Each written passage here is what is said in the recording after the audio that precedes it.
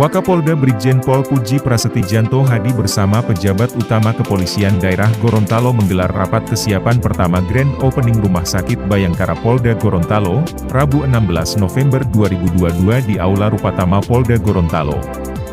Kapolri Jenderal Polisi Listio Sigit Prabowo berencana akan menghadiri langsung acara dan menandatangani prasasti peresmian gedung Rumah Sakit Bhayangkara Polda Gorontalo bertempat Jalan Runi Eskabli, Kelurahan Hutuo, Kabupaten Gorontalo.